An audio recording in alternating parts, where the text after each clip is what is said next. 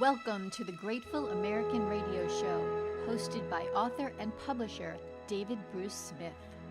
What did George Washington do that you might not know about? What did Abe Lincoln know that could change the way you think about the Civil War? You'll learn about all that and more on this special show designed to restore excitement in American history. Let's get started.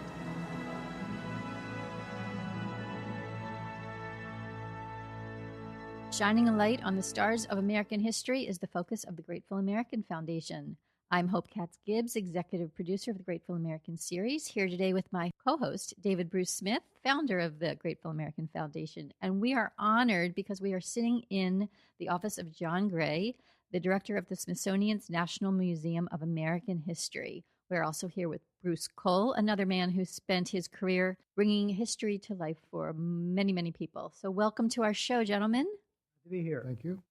And thank you for having us. But before we launch into our Q&A, we've already done wonderful interviews with each of you, but we want to tell our audience a little bit more. John Gray has been the director of the Smithsonian's National Museum of American History since July 2012. He oversees 234 employees, a budget of more than $34 million, and the renewal of the museum's 120,000 square foot West Exhibition Wing. Bruce Cole is a senior fellow at the Ethics and Public Policy Center here in Washington, D.C., a member of the Eisenhower Memorial Commission, and a former chairman of the National Endowment of the Humanities. So today we are going to be talking about the future of American history. You've already both told us a little bit about why American history isn't the most popular subject, but let's have that discussion again. I'm going to throw it over to Bruce Cole. You have a lot of information about the research, which shows that too few Americans know much about this topic. Can you tell us some of those statistics and why you think that is? Yeah, there's a lot of metrics about this. The Department of Education issues a national report card, and the scores for seniors in the history test are very low. About 50% do below basic, and you can't do worse than that. There are also lots of stats about students in colleges and universities where history is not required much anymore. About 10% last time I looked. So there is statistically proven lack of knowledge among American students. And this is, I think, a real challenge for the nation because we need to know who we are, and we need to know where we've come from, and we need to know where we're going, and history provides that guide. We also need to know about our Constitution and our Bill of Rights and our creed of America, which is the Declaration, and the blueprint for America, which is the Constitution. And citizens who don't really understand that cannot fully participate in our democracy. I mean, what Jefferson said was, a nation that is ignorant and free is a nation that never was and never will be. And from the very beginning, the founders understood the importance of history and civic education to perpetuate the government. There's a famous story when Franklin came out of the Constitutional Convention, and someone came up to him and said, "Dr. Franklin, what have you given us, a monarchy or a republic?"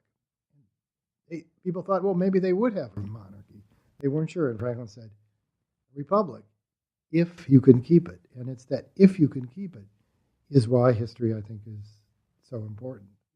So this is a question that references something you said, Bruce, but it's really for both of you. When you were on the Eisenhower Commission, you said that a monument, this country is monument-oriented. A monument should be an exclamation mark and not a question mark. For the things that have been memorialized, Lincoln, Jefferson, how do you think we've done? Well, I think we've done pretty well. I think in the present configuration, we're not going to do so well with the Eisenhower Memorial, simply because what you said. I believe that memorial should be exclamation mark, not a question mark. And if you look at the Lincoln Memorial or Jefferson Memorial, you see how architecture elevates and creates a sense of awe as you walk up the steps in front of the reflecting pool, and then you're in the presence. I mean, it's words can't really express it. My problem with the Eisenhower Memorial is that it doesn't do any of that. It's a bunch of stuff, but that maybe is a topic for another day. Actually, Bruce, I don't think it is. I think it gets to a point, if you spend much time in Washington, you see where people go. They go down to the Lincoln Memorial, and they spend a lot of time there, and Jefferson and all of that. And it is their way in which to understand their own history, and then they become more interested. This whole notion of what history can do and how it becomes accessible is represented in this building. This building was built to be a modern building 50 years ago, and if you notice, you walk in the front door without a question of elevation, and what we're trying to do now is create it to be a very special place where you actually feel when you're in it that American history is profoundly important and make that statement. And so monuments and places of veneration are hugely important to us. We shouldn't become slavish about that. On the other hand, it is the moment in which you really can understand something and be touched by it.